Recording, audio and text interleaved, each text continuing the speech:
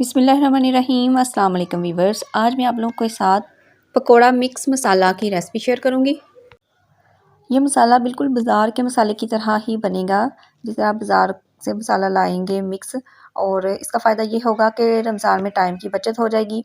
आपको बार बार 8-10 मसालों के डब्बे खोलने नहीं पड़ेंगे, एक ही डब्बा खोलिएगा और पकोड़े बना लीजिएगा।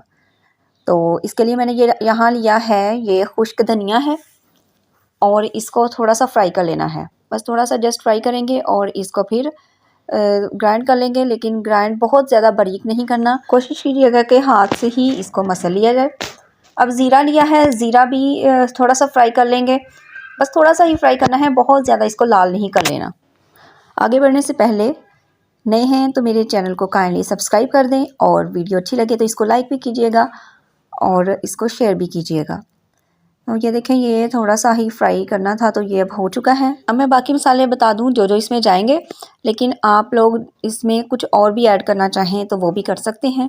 तो मैं बस बेसिक मसाले जो हैं वही इसमें शामिल कर रही हूँ। और मेरा मकसद ये है इसको बनाने का कि टाइम की ज़्यादा से ज़्यादा बचत हो और ज़्यादा से ज़्यादा इबादत की जाए, क्योंकि ये खाने बना बना के और अपना टाइम ज़ाया नहीं करना चाहिए। तो इबादत के लिए ये माह रमज़ान आया है, तो इबादत ही इसमें ज़्यादा से ज़्यादा करनी चाहिए। खाना पीना तो सारा साल चलता ही रहता है। तो इधर मैंने लिया है सूखा धनिया लिया है और ये देखें, मैंने बहुत ज़्यादा बारीक इसको ग्राइंड नहीं किया, बस 2-2 पीस ही हुए हैं। अच्छा, अब इधर वो ज़ीरा जो फ्राई किया था, चिली फ्लेक्स और सूखी मेथी, इसके अलावा ये साथ अजवाइन, नमक और ये मिक्स गरम मसाला है, काली मिर्च, दालचीनी, लौंग वगैरह जो मिक्स पिसा हुआ होता है वो। अब मैंने इधर लिया है सूखा धनिया 3 चम्मच।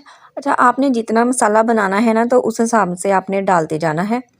और मैं अभी बिल्कुल थोड़ा सा बना रही हूँ। और अब मैं इसमें डाल रही हूँ ज़ीरा, ये भी मैं 3 चम्मच ही शामिल करूँगी। अब मैं सुरख मिर्च, ये मैंने कुटी हुई ली है, तो आप चाहें तो वो पाउडर वाली भी ले सकते हैं, लेकिन पकोड़ों में ये वाली ज़्यादा अच्छी लगती है। तो अब इसके मैंने 5 चम्मच शामिल किए हैं। जो मिर्चें हैं वो 5 चम्मच इसमें डाल दी हैं। अब मैं इसमें शामिल कर रही हूँ कसूरी मेथी, इसके भी मैंने 3 चम्मच ही शामिल किए हैं। और अगर आपको ज़्यादा पसंद हो तो ये आप ज़्यादा भी डाल सकते हैं। अब अजवाइन ली है, अजवाइन मैंने सिर्फ हाफ़ चम्मच ही इसमें शामिल किया है। तो ये इससे ज़रा हाजमा अच्छा रहता है, पकौड़ों मतलब मैदा वगैरह के लिए अच्छी होती है। नमक शामिल किया है, वो भी मैंने 5 चम्मच, सुरख मिर्च और नमक 5 चम्मच लिया था। और ये जो गरम मसाला है मिक्स, ये 2 चम्मच। ये जो मसाले हैं ना, आप अपने टेस्ट के हिसाब से ज़्यादा या कम भी कर सकते हैं। जिसको जौन सा मसाला ज़्यादा ज़रा पसंद है तो वो थोड़ा सा ज़्यादा इसमें डाल लें।